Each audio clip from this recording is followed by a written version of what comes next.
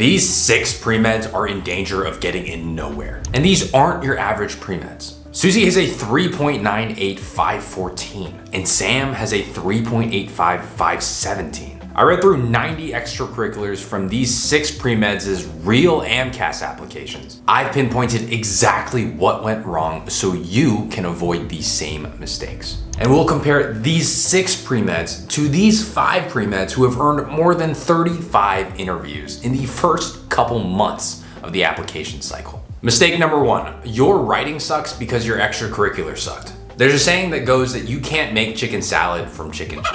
No matter how much dressing or special sides like avocado you add to chicken shit, you will never be able to make chicken salad. And the number 1 reason these working activities fell short were that the extracurricular itself was not impactful. You can break down a working activity section into 2 core components. First is the extracurricular itself, and second is how you write about that extracurricular. The extracurricular itself is determined by how involved and how impactful you were in that activity. And again, you can write perfectly, but if that extracurricular itself was a 2 out of 10, then 2 is going to be the ceiling of that entire working activity section. Compare these 2 examples, where both students are working within community health, both have very similar hours, and both are following very similar writing strategies, but have drastically different outcomes. The first example comes from a pre-med who is struggling to get their first interview. And the second example comes from a pre-med who has earned a full ride scholarship to Kaiser. Okay, we'll start here with this COVID testing experience. Our testing center tested thousands in the community weekly.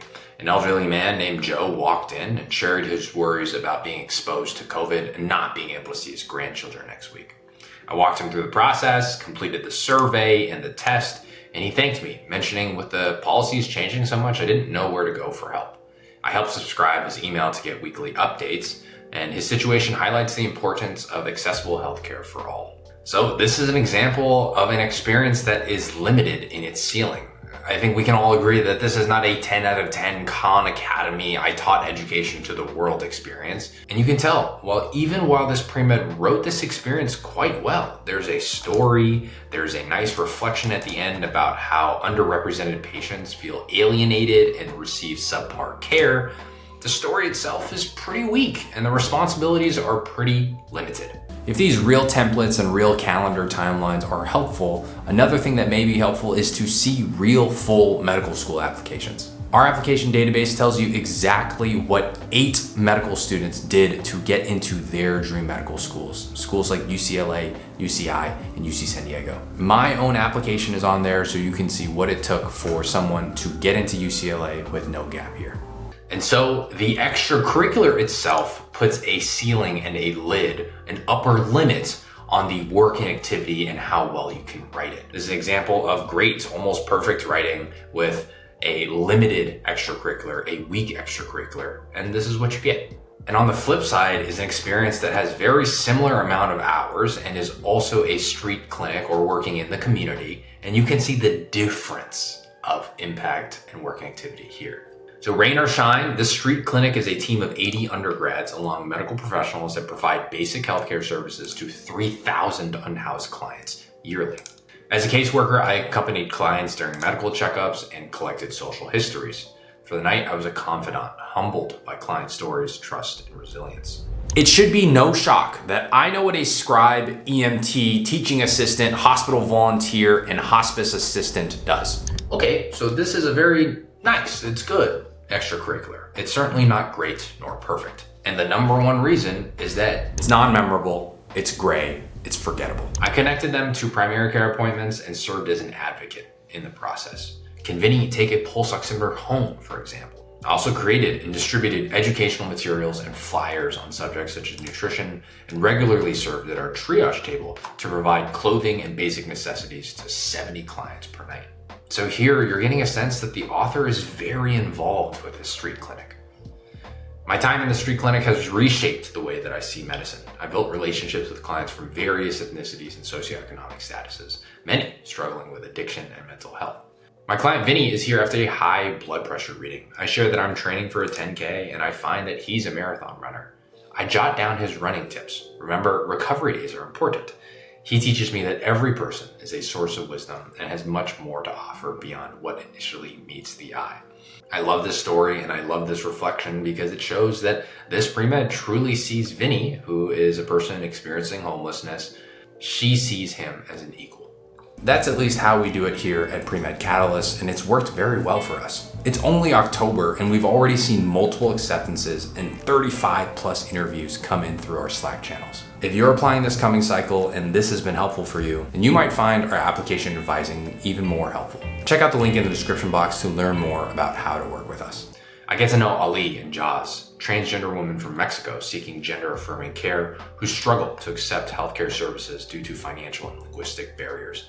They live 1,000 miles away from a family that devastatingly no longer accepts them. And worse, they're from a culture much like my own that has family as its highest pillar. I'm reminded that life is complex. It's a mix of economic and social context, further complicated by health. I plan to be a physician who understands that patients are more than their diagnoses. Their hobbies, like running, advice, like from Vinny, and broken stereotypes, like from Ali and Jaz. And that making them feel heard and safe is essential to their care. So again, same amount of hours, same context. This is a community health clinic, and same styles of writing. There's data, there's stories, there's reflections. But the stories here are stronger, and the reflections as a result feel like they hit home harder. And it's because this extracurricular itself, this pre-med, was way more involved, way more independent, way more impactful than the first example. And this is where you can take excellent writing with an excellent extracurricular and you really get a strong working activity. Takeaway from mistake number 1. Don't wait until you're writing to find out that your extracurriculars are weak. Take a look at your activities right now and see if there are ways to get more involved, more responsible, and more impactful. Because there will come a day soon where you will have to write about that activity. And you don't want your past self to hamstring or handcuff your application future self by giving you an activity that has a 2 out of 10 ceiling. Mistake number 2, we know what you did. Now tell me why it matters. It should be no shock that I know what a scribe, EMT, teaching assistant, hospital volunteer, and hospice assistant does. In fact, every person who reads your application will know what they are. And so stop spending 3 or 4 sentences to tell me that you're setting up supplies for your derm skin biopsy. Instead, focus on why what you did matters and how it helped you grow as a pre-med. A helpful framework we've developed is the 20-40-40 RIR framework. 20% responsibilities, that's maybe 1 sentence, maximum 2. And the rest, the majority, should be 40% impact, which you can tell through stories and data. And 40% reflection, why it matters and how you grew from it. Take a look at these 2 experiences. The first comes from a pre-med who has gotten interviews at their state schools, but not much more than that. And the second comes from a pre-med who's getting interviews at Boston, San Diego, Cornell, Dartmouth. So we have an experience here about a global health charity clinic. Blank is a charity clinic that serves impoverished communities in the urban area of a different country. This country consists mainly of lower class people. I served around 50 patients daily, delivering medications. I walked patients to the lab or to the senior physician team after they were triaged. The clinic started a few years ago, and it's exciting to see it evolve. I sat in on meetings where the public health minister advocated for a dialysis center, one of the few in the area. I've lost loved ones due to poor healthcare access in this country. In their honor, I continue to work with the clinic, helping other underserved communities get the care they deserve. Okay, so this is a very nice, it's good extracurricular. It's certainly not great nor perfect. And the number 1 reason is that it's just telling me about your responsibilities. You serve patients, you deliver medications, you walk patients, you sat in on meetings. And to be fair, I could have told you that based on the words charity clinic and intern. There's limited reflection here, and because of that, I am really just reading a description of a charity clinic, which I have done hundreds, if not thousands of times from other pre-med applications. This is an example of an extracurricular where you just tell me what you did, but you don't really tell me why it matters. Now I want you to compare that example with this one about a recovery clinic. Blank is a recovery clinic that provides comprehensive addiction treatment services, including medications for opioid use disorder and intensive outpatient programs. I started as a scribe, I documented psych workups, I coordinated prescriptions with pharmacies. With time, my role grew. I created novel Suboxone tapering and microdosing medication infographics, and I partnered with a local hospital to offer GYN services. We screened 19 women who hadn't seen a doctor because of their addiction or trauma history, and then our case manager left and I became responsible for 40 Medicaid patients who needed more support due to active drug use or mental health challenges. Scott sat down for his first comprehensive visit in weeks. He avoided coming in after his previous case manager left. We spoke about his mental health, but we didn't really connect. He didn't meet my eye contact. After multiple sessions, I was able to finally dig out a genuine response. Everyone leaves. You're going to leave too. My voice caught in my throat. I couldn't imagine how hard it was for him to finally trust someone only for them to move on. I didn't want to make any promises because I knew how the last one had hurt him. Instead, we talked about how we as a clinic cared about him, that his friends and family cared about him. And what I could promise was that I would do my best to help. But at the end of the day, it was up to him. We hugged it out, we moved forward, and I've learned that addiction medicine is paradoxically both a sprint and a marathon. Initially, there's a sprint, detox, residential treatment as quickly as possible. And then it's slow, maintain, dial in the right medication dose, identify risks for relapse, build trust. It's dirty and it's messy and it's difficult. To me though, it's beautiful getting to see patients open and not only begin to trust me, but also begin to believe in themselves. I really love this experience because it does a great job of balancing that 20-40-40 RIR framework that we talk about. The first 2 or 3 sentences tell me the responsibilities, what he does, who he manages, and how he supports them. And you notice that when I'm reading this with you, I skip over scribe, psych, and coordinating prescriptions. We all know this stuff, right? But then when we start dialing into Scott and this quote that is just so powerful, everyone leaves. You're going to leave me too. You slow down, you really engage, you reread that his voice got caught in his throat.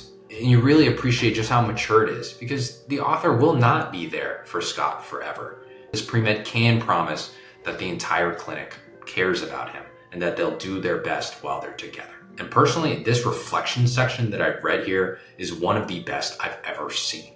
And look, truthfully, it's hard. When I was in your shoes, I didn't know how strong or weak my application was. I needed someone who had been there before to help guide me. So if you're looking to take control of your own pre-med journey, you want to figure out your theme, choose the right extracurriculars, and make sure that you're making the right decisions for every important part of your journey. That's what the Pre-Med Catalyst Mentorship Program was designed for. Best yet, you'll always have a personal support system to make sure you're making the right decisions. Addiction medicine is a sprint and a marathon, paradoxically. There's a sprint initially, you detox, you residential treatment, and then it's slow, you maintain, you dial in, you identify the risks, you build the trusts. And it's just beautiful, simple writing about how dirty and messy and difficult addiction medicine is.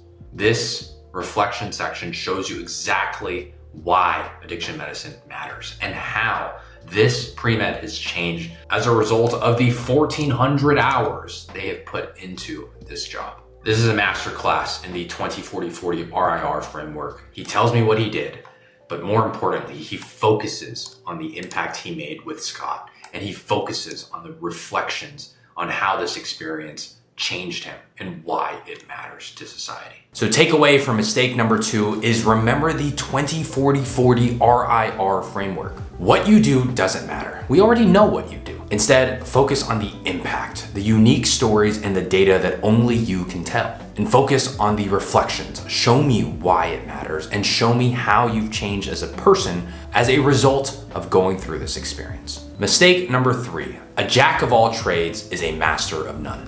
Medical schools have clear missions, and often they're looking to be world-class in research, education, and community engagement. And the number one mistake that pre-meds make is thinking that they have to be world-class in research and education and community service. But no, that's the mission of the entire school, the entire community as a unit. For example, in a world-class kitchen, like in the TV show The Bear. Say yes, chef. Yes, chef. Say yes, chef. I'm so tough. Yes, chef. I'm so tough. A chef de partie, a pastry chef, each of which are specialties of their own thing. And your application should do the exact same. It should specialize and live in its own niche. Compete and be world-class in your own lane. When your application is well-rounded and has no spike, no it factor, no clear strength, med schools don't know who they're getting. And that confusion or uncertainty often leads to rejection. Take a look at these two examples. So this is an example of a pre-med that we supported and the resume that she brought to the application cycle. And you'll see it's kind of all over the place. There's a clinical research position, there's a biophysical research position. One deals with delirium, the other one deals with enzyme kinematics. Then there's a youth movement, a vice president of community outreach. There's a crochet hustle, a peer tutor of OChem, Gen Chem, and physics. We have some bone marrow volunteering, a pharmacy technician. She volunteers at the nursery in the NICU. She's shadowing an anesthesiologist. She's shadowing a plastic surgeon. And so if your head is spinning, mine is too, because I'm not sure who this person is. Is she the biophysical researcher? Is she the pharmacy technician? Is she the plastic surgery interest? Is she interested in plastic surgery? Is she a youth group leader? She's all of these things, but who am I getting? If I'm a medical school, who am I getting if I admit this student? And this is why we have subjective measures like how much the pre-med really enjoyed this activity. This helps us dial in on what is most important to them. We also have the hours to see, okay, well, if you're really interested in it, did you put your money where your mouth is? But to start, you can see just how overwhelming and unclear who this pre-med is. I want you to contrast that pre-med with this pre-med here, who's very clearly interested in underserved communities and Latinx health. So you'll see 10 extracurriculars here that highlight all things related to those themes and her passion. She's teaching English in Spain. She's teaching English to hospital custodians, which is the same skill of teaching, just in two different populations. She's mentoring younger generations to try and get them to college, try and get them into graduate school. She is the head of a scholarship committee that helps fund for textbooks so that underserved students can get access that they need. She works in a pipeline for the underrepresented students. She's in a community health fair for Latinx health. She works in a street medicine clinic. She's involved in arts and theater for a Latino short play. She developed her own course that serves the incarcerated and helps other people get more familiar with that underserved population.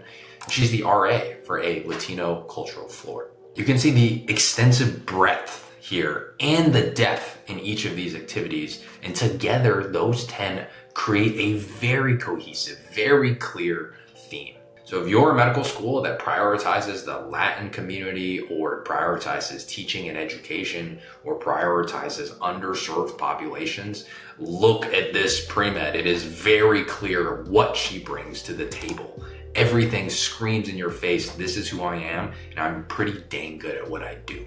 And I'll let you in on a secret. That first application has been accepted to a fantastic medical school. And that second application has been accepted full ride tuition scholarship to Kaiser, a competitive medical school in California, and is still conducting interviews up and down the state, including at UCSF, UCLA, UC Irvine. And so while that first application had extracurriculars that were kind of all over the place, we focused on uplifting her clinical research. We highlighted her work with the Vietnamese community and her religious affiliations. And we focused less on her biophysical research and her pharmacy technician work. We were intentional on what we wanted her to be remembered for. And we show that example so that you can be thinking intentionally and proactively about how you want to be remembered. And look, if you're worried that you're going to botch how you write your application, I get it. There is a ton on the line. And sometimes advice like show, not tell is so nebulous and so abstract, it's hard to really apply them. And while we hope frameworks like the 20-40-40 RIR make sense, you gotta remember to apply it to 15 working activities, an entire personal statement, and then you gotta think about the secondaries and mock interview prep and the Casper, and there's just so much going on. And we all know that we can't make any critical mistakes in the application process, or else we'll join one of 30,000 pre-meds who get in nowhere every single year. So if you want to maximize your odds, or gun for those top schools, or aim for those full tuition ride scholarships like the Einsteins, the Kaisers, and the NYUs, which, by the way, are real places that our students are interviewing right now at, you'll need to write the best application that you can. And we at Premed Catalyst can help. Imagine how valuable you'll find working with us. More information in the link in our description box below. Mistake number 4, rejection is a death by 1,000 cuts. I want you to read this work and activities with me. As a site director, I'm in charge of driving a dozen tutors. I pair them with the learners. I maintain open communication. I oversaw the weekly creation of a curriculum to introduce themes outside of English. I acted as a liaison between our club and our other campus organizations. I plan and I coordinate. And these responsibilities have made me wiser on how to motivate and lead. And they've made me more confident in taking initiative. I mean, I'm not even gonna read the second half of this. I think you get the point. Did you lose focus anytime there? Maybe your head started nodding away and then you whipped it back up only to reread that same sentence again. And that's what rejection looks like. Most pre-meds misunderstand and think rejection is some heinous, over-the-top red flag. They think it's academic dishonesty, and they reassure themselves that because they don't have a huge red flag, they're going to be okay. But no, this is what rejection looks like. It looks like apathy. It looks like boredom. It looks like death by 1,000 boring words. It's non-memorable, it's gray, it's forgettable. Now, I want you to read this extracurricular. When I started learning magic, I found solace in practicing tricks on my ailing father. His favorite trick involved a deck of cards that turned to glass in his hands. When I first performed it, his exclamations of awe briefly melted away the pain. As I performed to a larger audience of up to 400 guests, I saw how magic created moments of wonder that offered a respite from life's challenges. Inspired by this, I started a magician volunteer program at the hospital, and with 5 magicians, I uplifted pediatric patients with magic. And today, over 200 children have been captivated by magic tricks. We'll talk about this 12-year-old boy with Crohn's disease who spent weeks cooped up in the hospital. And when his signed card disappeared and reappeared, folded up inside my mouth, his eyes opened wide with amazement. Thoughts focused on the miracle that he witnessed. And I broke the magician's code for this kid, giving him my deck of cards, and I taught him tricks for him to pass the time with. And weeks later, he created and performed his own original trick, and this filled me with indescribable joy. I felt inspired, seeing this kid focus on a world of misdirection and a world of illusion, instead of one with masks, alcohol swabs, and sterile gloves. I realized how medicine goes beyond treating symptoms. It involves rapport and trust. And these moments of positivity, these moments of magic. Do you see the difference here? You almost have to read this entire experience with a smile on your face. This is from a pre-med who earned 5 interviews to top 20 schools in the first 2 months of the application. Every sentence almost forces you to want to read the next one. You want to know how it ends. And when you're done with reading this application, you remember this applicant. Oh yeah, that's the pre-med who put on a magic show for over 200 people. And if you felt that way, I certainly felt that way, and so did Cornell, UC San Diego, Vanderbilt, Wash U, and many other competitive top medical schools. The takeaway from mistake number 4 is that your writing obviously has to be memorable. The problem is that we as writers aren't as good at figuring out when writing gets boring. And that is why writing is a team sport. Rely on a trusted partner. It can be a med student, a close friend, a professor, or us at Pre-Med Catalyst, to help you identify exactly when things are getting stale. And when that happens, that's when you need to enhance or replace that sentence, because that exact place will be the exact moment the admissions committee member also gets bored, also wants to click away, also wants to skip ahead. Here are those 6 applications with their GPAs and MCATs along with their strengths and weaknesses. And for fun, you'll see that I trained ChatGPT to be a UC Irvine admissions committee member, and you'll see what it thinks about each of these applicants. And this table is a summary of all 6 of those applicants. And you can see some of these applicants have very strong stats: 3.96, 514, 3.95, 517, 3.85 with a 517 MCAT. 3.98 with a 514. This table breaks down the applicants, their stats, their strengths, and their weaknesses, and what a theoretical application committee like UCI School of Medicine might have decided based on their application. And feel free to pause as I go through these applicants here so that you can get a sense of their strengths and weaknesses. And if you feel like any of these applications remind you of your own, because if they do, there are clear places and clear opportunities to strengthen your application.